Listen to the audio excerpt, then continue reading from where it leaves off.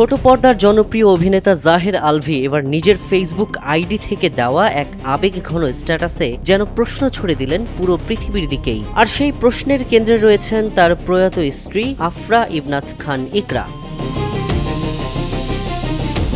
স্ট্যাটাসে আলভি লিখেছেন, আজকে তোর জায়গায় যদি আমি চলে যেতাম তাহলে কি সমগ্র পৃথিবী তোর বিরুদ্ধে চলে যেত।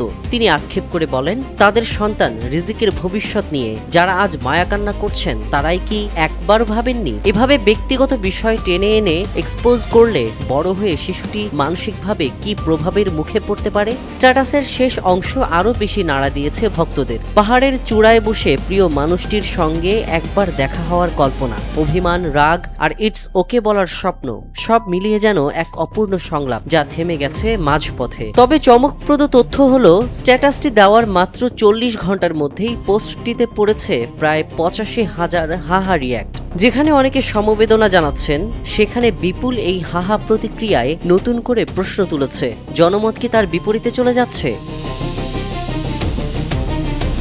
মাত্র কয়েক ঘন্টার মধ্যেই পোস্টটি ছড়িয়ে পড়েছে সামাজিক যোগাযোগ মাধ্যমে। কেউ বলছেন এটি একজন শোকাহত স্বামীর হৃদয়ের ভাষা, আর কেউ দেখছেন গভীর অনুশোচনা ও প্রতিবাদের সুর। তবে প্রশ্ন এখানেই শেষ নয়। যখন বিতর্কের কেন্দ্রে নিজেই অবস্থান করছেন আলভি, তখন এই আবেগঘন স্ট্যাটাস কি সহানুভূতি ফেরানোর কৌশল, নাকি সমালোচনার চাপে তৈরি এক ইমোশনাল ন্যারেটিভ? সত্যিই কি তিনি ভুক্তভোগী, নাকি পুরো ঘটনার পেছনে লুকিয়ে আছে এমন কিছু যা এখনো প্রকাশ্যে আসেনি? ইকরা আলভি ইস্যুতে যখন পুরো বিনোদন অঙ্গন তোলপাড়, ঠিক তখন এই স্ট্যাটাস যেন নতুন করে আগুনে ঘি ঢেলেছে। এখন প্রশ্ন উঠছে, এটা কি শুধুই আবেগ, নাকি সমালোচকদের উদ্দেশ্যে সরাসরি কোনো বার্তা?